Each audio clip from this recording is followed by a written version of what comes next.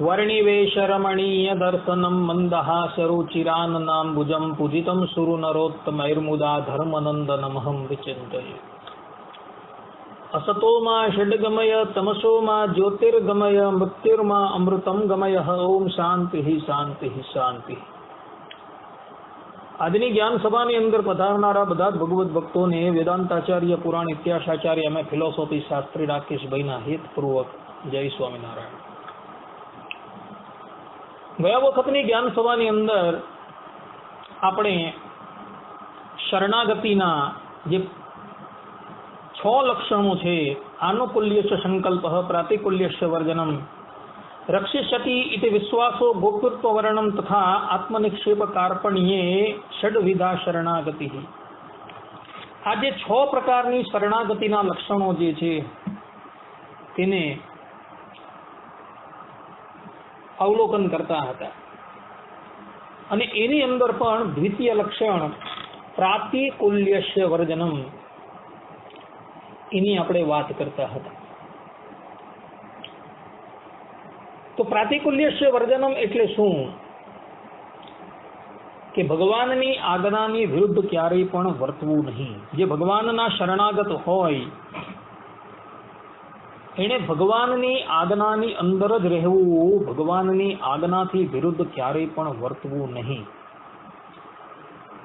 भगवान जे प्रमाणे कहे ए ज प्रमाणे आपणे सेवक थईने ए भगवाने करेली आज्ञा प्रमाणे ज रहेवू ए ज आपणो धर्म मानी आपणे ए ज प्रमाणे वर्तन करवू, तो ज आपणे भगवानना शरणागत कहेवाईए। कारण के आपणो जे भरन्यास छे, आपणा कुटुंबीओ, आपणी ए बधी ज जवाबदारी आपणे ए भगवानने अर्पण करी दीधेली छे। तो जेने आपणे ए बधी ज वस्तु अर्पण करेली छे तो आपणी अने आपणा समस्त परिवारनी जवाबदारी ए भगवाननी आवी जाय छे अने पछी भगवान जे प्रमाणे कहे ते ज प्रमाणे करवू ए आपणो धर्म छे। जो त्यां आपणे पोतानुं दापण जो दौड़ावीए तो पछी त्यां आपणा स्वामीनी आज्ञानो भंग थई जाय अने आज्ञा विच्छेदी मम द्रोही ए प्रमाणे आपणे भगवाननी आज्ञा भंग करीए, भगवाननी आज्ञा मुजब न चालीए तो आपणे भगवानना द्रोही कहेवाईए। ज्यां बधी ज वस्तु भगवानने अर्पण करी दीधी,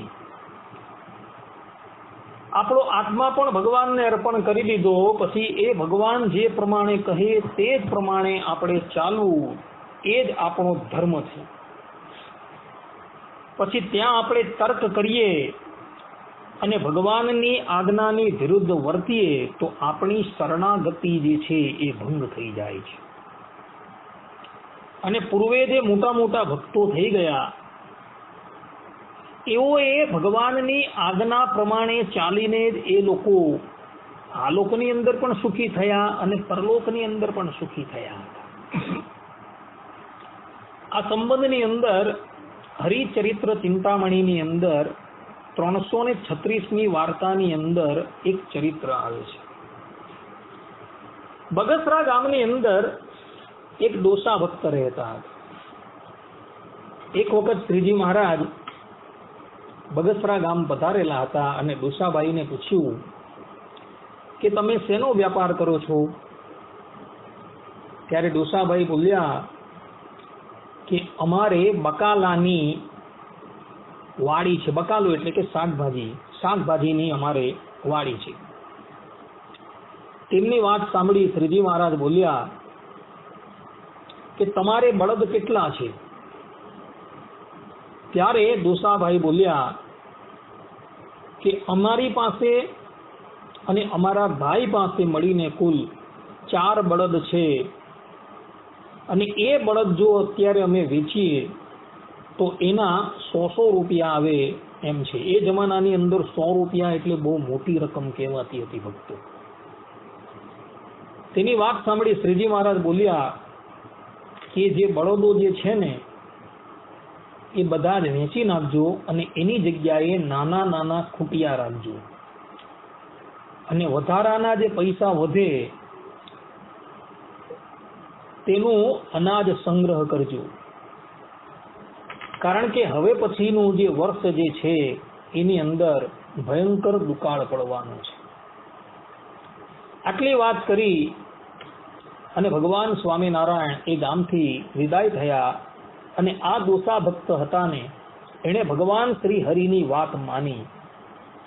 પોતાના 4 બળદો હતા, પોતાના ને પોતાના ભાઈના, એ 4 બળદો જે હતા એ વેચી દીધા અને એના બદલાની અંદર નાના નાના ખૂટિયા લઈ લીધા. અને બાકીના જેટલા પણ પૈસા વધ્યા ને એ બધા જ પૈસાનું તેઓએ અનાજ ખરીદી લીધું.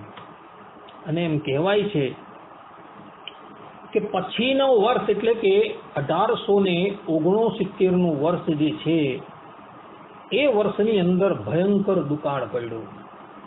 અને દુકાળની અંદર પૈસા આપવા છતાં પણ અન્નની પ્રાપ્તિ થતી ન હતી. ત્યારે આ બધા જ જે દોસાભાઈ ને એના જે પરિવાર હતા એ લોકો ઘરની અંદર અનાજ સંગ્રહીને બેઠેલા હતા. એટલે એ લોકોએ એ અનાજમાંથી પોતાનો નિર્વાહ કર્યો અને દુકાળનો જે કાળ હતો ને તે એ લોકોએ સુખપૂર્વક વિતાવી દીધો. આમ ભગવદ આજ્ઞા પ્રમાણે એ વર્તા તો એ દુકાળનો જે કાળ જે છે એ પણ એ લોકોએ સુખપૂર્વક વ્યતીત કરી દીધેલો. કહેવાનું તાત્પર્ય એ છે કે ભગવદ આજ્ઞા પ્રમાણે જો વર્તા તો ભગવાને એની રક્ષા કરી, પરંતુ જો ભગવાનની આજ્ઞાની વિરુદ્ધમાં જો એ વર્તતે અને પોતાના બળદને બધું જો ન વેચતે તો એની ઉપર બહુ મોટી આપદા આવીને ઊભી રહી ગઈ હતી. પરંતુ આ ભગવદ ભક્તે સમય વિચારીને આ બળદને બધું જે હતું એ વેચી દીધેલું હતું. તેની સામે બીજું એક ચરિત્ર અવલોકન કરવા યોગ્ય છે કે જેણે ભગવાનની આજ્ઞા ન માની તે લોકો કેટલા દુઃખી થયા. તો હરિચરિત્ર ચિંતામણીની અંદર 315મી વાર્તાની અંદર એક વાત આવે છે. એક વખત ભગવાન સ્વામિનારાયણ કચ્છ દેશમાંથી વિચરણ કરીને સૌરાષ્ટ્રની અંદર આવતા હતા અને તે વખતે મોડા નામના ગામની અંદર ભગવાન રોકાયા હતા. મોરડા નામના ગામની અંદર ભગવાન શ્રી હરિ આવ્યા એટલે ત્યાં રહેતા દાજીભાઈ, રનમલજી અને સોની હરજી ઇત્યાદિ જે ભગવત ભક્તો હતા એ સામું આવ્યા. હવે આની અંદર જે દાજીભાઈ જે હતા ને એને ભગવાન સ્વામિનારાયણનો એટલો બધો નિશ્ચય નહીં. ભગવાન સ્વામિનારાયણ ત્યાં પધાર્યા ત્યારે આવેલા બધા જ ભગવત ભક્તોને કહ્યું કે ભાઈ તમારી પાસે જે પણ કંઈક પશુ ઇત્યાદિ ધન હોય એ બધું જ તમે વેચી દેજો અને એના દાણા એટલે કે અન્ન લઈ લેજો, કારણ કે હવે પછીનો જે કાળ આવવાનો છે એ બહુ ભયાનક આવવાનો છે. બધા ભગવત ભક્તો હતા ને તેમણે ભગવાન સ્વામિનારાયણની આજ્ઞા માની, પરંતુ આ દાજીભાઈ હતા ને એમણે ભગવાનની આજ્ઞા માની નહીં અને પોતાની પાસે જે પણ કંઈક પશુ સંપત્તિ હતી એ બધી જેમની તેમ રહેવા દીધી. અને એના પરિણામે એના પછીનું વર્ષ જે આવ્યું જેની અંદર 69 કાળ પડેલો હતો. વિક્રમ સંવત 1869 નો કાળ જે છે એ બહુ ભયંકર હતો. એની અંદર આખું વર્ષ જે છે વરસાદનું ટીપું પણ વર્તેલું નહીં અને એને લઈને અન્ન અને જલની એટલી બધી કમી થઈ ગયેલી હતી કે પૈસા આપવા છતાં પણ અન્ન પ્રાપ્ત થતું ન હતું. અને એમ કહેવાય છે કે આ દાજીભાઈ જે હતા ને એના બધા જ મોટે ભાગના પશુઓ હતા ને એ બધા મૃત્યુ પામેલા હતા, ખાલી 2 જ બળદો હતા એ જીવિત રહ્યા હતા. અને પછી પારાવાર એ પસ્તાવો કરવા લાગેલા હતા. કહેવાનું તાત્પર્ય એ કે ભગવાનની આજ્ઞાથી વિરુદ્ધ ગયા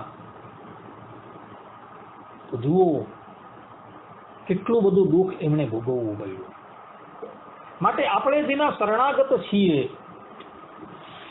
તો એ શરણાગત જે આપણે થયા છીએ એ આપણા સ્વામી છે. તો એ સ્વામીની આજ્ઞા પ્રમાણે આપણે રહેવું એ આપણો ધર્મ છે. કારણ કે પરબ્રહ્મ પરમાત્મા શ્રીમન નારાયણ સિવાય આ જગતની અંદર શરણ લેવા યોગ્ય બીજા કોઈ નથી.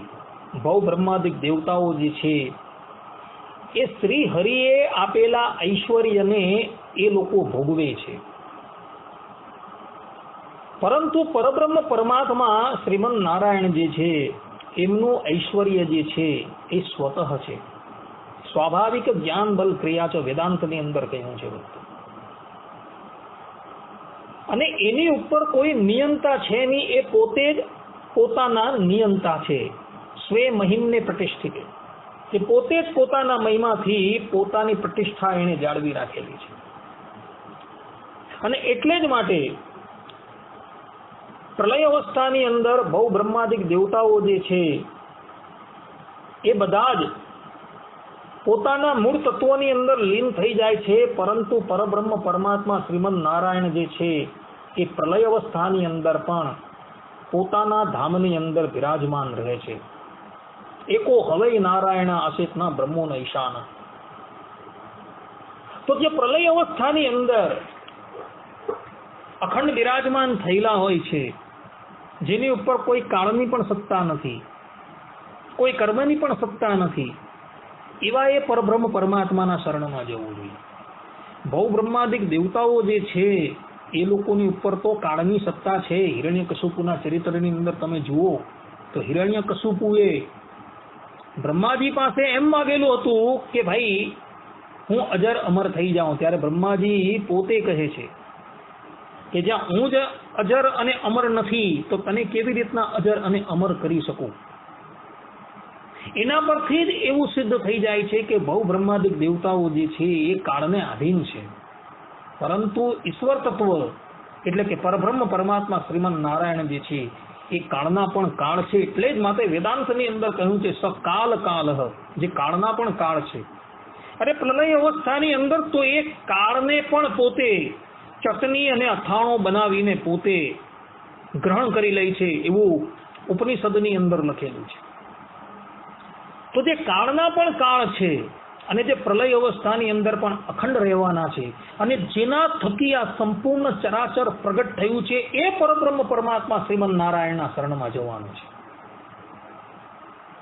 અને એ ભગવાનના શરણમાં જવાથી તમે કાળ છે, કર્મ છે, માયા છે, એ બધા જ અરીઓથી તમે મુક્ત થઈ જશો. અને એના શરણની અંદર તમે ગયા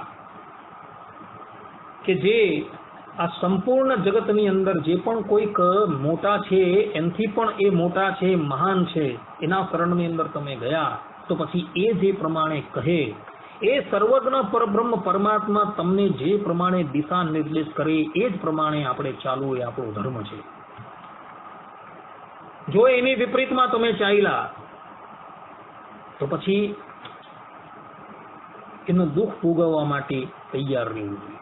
ભગવાન સ્વામિનારાયણ એક વચનામૃતની અંદર પોતે કહે છે કે કાળ છે, કર્મ છે, માયા છે, એ કોઈ પણ ભગવાનના ભક્તને દુઃખ આપવા માટે સમર્થ નથી.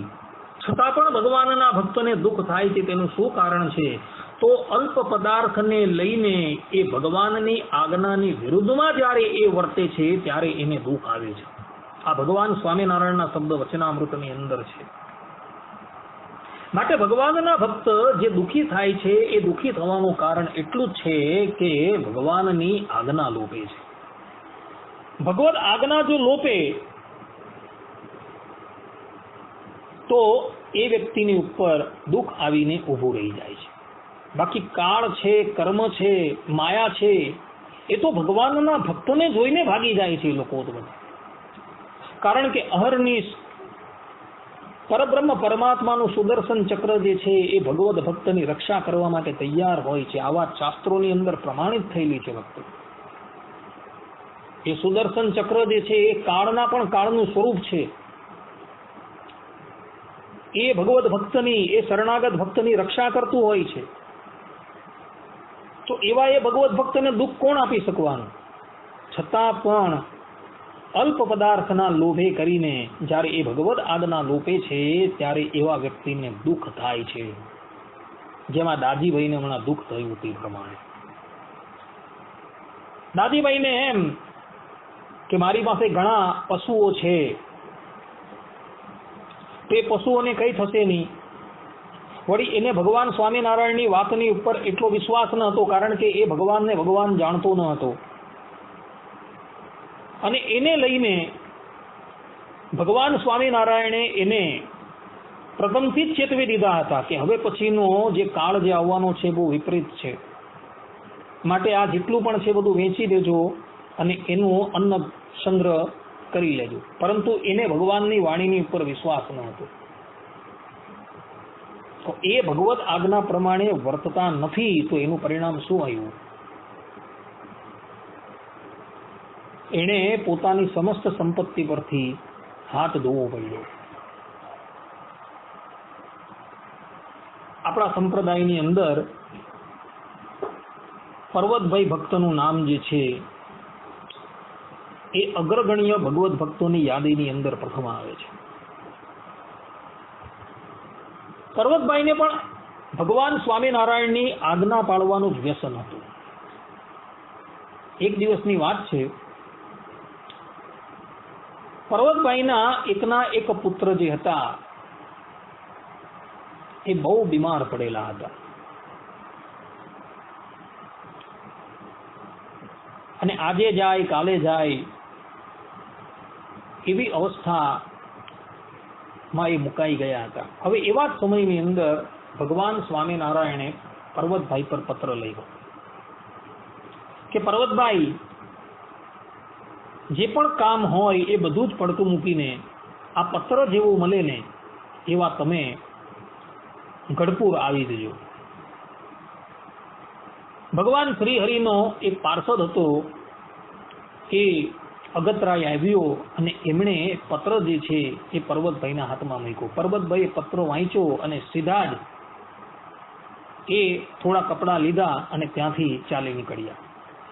સગા સંબંધીઓએ કહ્યું કે પર્વતભાઈ, તમારો એકનો એક દીકરો જે છે એ મરણ પથારીએ છે, આજે જાય કાલે જાય એવી અવસ્થામાં છે, છતાં પણ તમે ગઢપુર જાઓ છો. ત્યારે પર્વતભાઈ બોલ્યા કે ભગવાન સ્વામિનારાયણની આજ્ઞા થયેલી છે કે આ પત્ર મળે એટલે સીધા જ તમે ગઢપુર આવી જાઓ, ને હું ભગવાન સ્વામિનારાયણની આજ્ઞા ક્યારેય પણ લોપું નહીં. ને પર્વતભાઈ ત્યાંથી ચાલી નીકળ્યા. હજુ તો ગામની બહાર નીકળે ત્યાં જ પછાડથી સગા સંબંધીઓ દોડતા દોડતા આવ્યા અને કહે છે કે પર્વતભાઈ, તમારા દીકરા જે છે એ ભગવત ધામ પધાર્યા છે. ત્યારે પર્વતભાઈ શું બોલ્યા કે ભક્તો, એમની અંતિમ ક્રિયા તમે બધા કરી દેજો, અમને તો ભગવાન સ્વામિનારાયણે બોલાવેલા છે એટલે અમે તો હવે ત્યાં જઈએ છીએ. આટલું કહી ત્યાં રહેલી જે નદી છે તેમાં સ્નાન કર્યું, કપડાં બદલા અને પર્વતભાઈ જે છે એ ત્યાંથી નીકળી પડ્યા અને ગઢપુર પધાર્યા. કહેવાનું તાત્પર્ય એ છે કે પુત્ર જે છે એ મરણ પથારીએ હતો અને ભગવાન સ્વામિનારાયણનો પત્ર આવેલો, પરંતુ પર્વતભાઈ જે હતા તેણે પુત્રની પણ ફિકર ન કરી, કારણ કે એ જાણતા હતા કે હું જેના શરણની અંદર છું એ મારા ઈષ્ટદેવ ભગવાન સ્વામિનારાયણ મારા પુત્રને કંઈ નહીં થવા દે, ને કદાચ એને કંઈ થયું તો પણ મારા ઈષ્ટદેવ એટલા બધા કરુણાનિધિ છે કે મારા દીકરાને એ સીધો એમના ધામમાં જ લઈ જશે અને આ માયામય પ્રપંચની અંદર જે દુઃખ છે એના કરતા કોટી ગણું સુખ જે છે એ એમના ધામની અંદર છે, ત્યાં જઈને એ સુખ ભોગવશે. એમને એટલો વિશ્વાસ હતો એટલે ત્યાંથી ચાલી નીકળેલા. આવું જ એક ચરિત્ર જે છે એ વડોદરાના નાથ ભક્તનું છે. નાથ ભક્ત એક દિવસ ગઢપુર સમૈયામાં પધારેલા હતા અને સમૈયો પૂર્ણ થયો એટલે નાથ ભક્ત હતા ને એ પોતાના વતન વડોદરા પાછા જવા તૈયાર થયા. જેવા એ નીકળ્યા એવા જ ભગવાન સ્વામિનારાયણે પોતાના એક પાર્ષદને કહ્યું કે તમે જઈને નાથ ભક્તને તત્કાલ અમારી પાસે બોલાવી આવો. હવે આ તરફ શું થયું, નાથ ભક્ત તો વાહનની અંદર બેસી ગયા હતા. એ જમાનાના વાહનો ઘોડા હતા, બળદગાડા હતા. એટલે એ શીઘ્રાતિ શીઘ્ર વડોદરા તરફ જવા માંડ્યા અને પેલા ભક્ત પણ નાથ ભક્તને બોલાવવા એની પછાડી દોડ્યા. એમ કરતા કરતા 2 દિવસ વ્યતીત થઈ ગયા અને બીજે દિવસે વડોદરા શહેરની સીમની અંદર જ જ્યાં નાથ ભક્ત પહોંચેલા હતા ને ત્યાં જ પેલા ભક્ત હતા ને એને આંબી ગયા અને કહ્યું કે મહારાજ તમને બોલાવે છે, માટે તો હું તમને બોલાવવા માટે આવ્યો છું.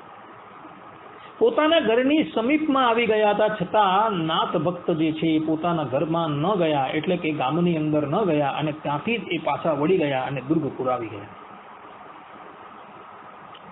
અને દુર્ગપુર આવ્યા અને ભગવાન શ્રી હરિના ચરણમાં પોતાનું મસ્તક મૂક્યું. ભગવાન સ્વામિનારાયણે કહ્યું કે તમે ક્યાં હતા? તે કે હું તો મારા ઘર પાસે પહોંચી ગયો હતો, પરંતુ તમે અમને પાછા બોલાવ્યા એટલે અમે આવ્યા. એટલે ભગવાન સ્વામિનારાયણ કહે કે એવું કંઈ જરૂરી કામ ન હતું, પરંતુ તમને પણ ધન્યવાદ છે અને આ સેવકને પણ ધન્યવાદ છે કે એ તમને બોલાવવા માટે 2 દિવસથી તમારી પછાડી દોડે છે. એને પણ અમારી આજ્ઞા પાળવાનું એટલું જ તાણ છે. અને તમને પણ ધન્યવાદ છે કે તમે વડોદરા લગીન પહોંચી પણ ગયા, પરંતુ તમે તમારા ઘરે ન ગયા અને અમારી આજ્ઞા થતા સીધા તમે પાછા દુર્ગપુર આવી ગયા. ભગવાન શ્રી હરિ બહુ પ્રસન્ન થયા બંને ભક્તની ઉપર. કહેવાનું તાત્પર્ય જે છે કે ભગવાનની આજ્ઞા જે છે જે પાળે છે એના પર ભગવાન જે છે એ રાજી રહે છે. માતા પિતા હોય, તેના 4 પુત્ર હોય, તેમાંથી જે પુત્ર એ માતા પિતાની આજ્ઞા પ્રમાણે વર્તતો હોય એના પર એની વિશેષ પ્રસન્નતા હોય. તેમ આપણે બધા પણ અમૃતસ્ય વૈ પુત્રઃ, કે આપણે બધા એ ભગવાનના પુત્રો છીએ, આપણે ભગવાનની સંતાન છીએ. જગતની અંદર જે પણ કંઈક પ્રાણી માત્ર દેખાય છે એ બધા જ આપણે ભગવાનની સંતાન છીએ. તો આપણે જો એ ભગવાનની આજ્ઞા પ્રમાણે વર્તશું તો આપણે ભગવાનની પ્રસન્નતાનું કારણ બનશું. અને જે લોકો એ ભગવાનની આજ્ઞા પ્રમાણે નથી વર્તતા એ ભગવાનની અપ્રસન્નતાનું કારણ બને છે. પાંડવો જે છે એ હંમેશા ભગવાનની આજ્ઞાની અંદર વર્તતા હતા.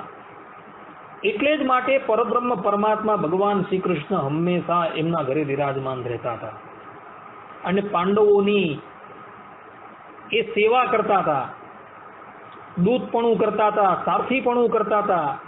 કેમ? કારણ કે પાંડવો જે છે એ ભગવદ આજ્ઞા પ્રમાણે હંમેશા રહેતા હતા અને પેલી સામું દુર્યોધન જે છે એ ભગવાનની આજ્ઞાની વિરુદ્ધ રહેતો હતો. આમ જોવા જાય તો બંને જણા પાંડવ લોકો જે છે એ ભગવાન શ્રી કૃષ્ણના સગા ફોઈના દીકરા થતા હતા ને પેલો દુર્યોધન જે છે એ ભગવાનનો વેવય થતો હતો. કારણ કે ભગવાનના દીકરા સાંબના લગ્ન જે છે એ દુર્યોધનની પુત્રી લક્ષ્મણાની સાથે થયા હતા. બંને સાથે ભગવાનનો સંબંધ હતો, પરંતુ એક ધર્મ વિરુદ્ધ વર્તતો હોવાથી ભગવાન એને હંમેશા હે ગણીને ત્યાજી જ દેતા હતા. જ્યારે પેલી બાજુ હંમેશા પાંડવો જે છે એ ભગવાનની આજ્ઞા પ્રમાણે વર્તતા હતા તો ભગવાન એ લોકોની નીચામાં નીચી સેવા કરવા પણ તૈયાર થતા હતા. દૂતપણું કરવું, સારથીપણું કરવું, રાજસૂય યજ્ઞની અંદર બ્રાહ્મણોના ચરણો ધોવા અને એમના એઠા પતરાવડા ઉપાડવા, બધી બહુ નિમ્ન કક્ષાની સેવા છે. છતાં પણ પાંડવોની આ બધી જ સેવા જે છે ભગવાને કરેલી હતી. કેમ? કારણ કે ભગવાન જે છે એની આજ્ઞામાં પાંડવો જે છે રહેતા હતા, અર્થાત કે ભગવાનની આજ્ઞા પ્રમાણે પાંડવો રહેતા હતા, એટલે ભગવાન એમની પ્રેમરૂપી દોરીથી બંધાઈ ગયા. તેમ તમારે પણ એ ભગવાનને પ્રેમરૂપી દોરીથી બાંધવા હોય તો એને માટે બીજું કંઈ જ નથી, કેવલ ને કેવલ એ ભગવાનની આજ્ઞાની અંદર રહો. ભગવાન પણ તમારી પ્રેમરૂપે દોરીથી હંમેશને માટે બંધાઈ જશે. એટલે સિદ્ધાંત વાત એ જ છે કે પ્રાતિકુલ્યસ્ય વર્જનમ, ભગવાનની આજ્ઞાથી વિરુદ્ધ ક્યારેય પણ વર્તવું નહીં. આટલું કહીને હું મારી વાણીને વિરામ આપું છું. સર્વે સંતુ નિરામય, સર્વે સુખીનો ભવંતુ, સર્વે ભદ્રાણી પશ્યંતુ, માં કશ્ચિત દુઃખ ભાગ ભવેત. અસ્તુ. જય સ્વામિનારાયણ. હવે પછીના પ્રવચનની અંદર પણ આપણે પ્રાતિકુલ્યસ્ય વર્જનમ પર જ વાત કરશું, અને ત્યારબાદ એટલે કે પછીના પ્રવચનની અંદર આપણે શરણાગતિનો જે તૃતીય મુદ્દો, પ્રાર્થનાની અપેક્ષા, તેના પર જશું. અસ્તુ. જય સ્વામિનારાયણ.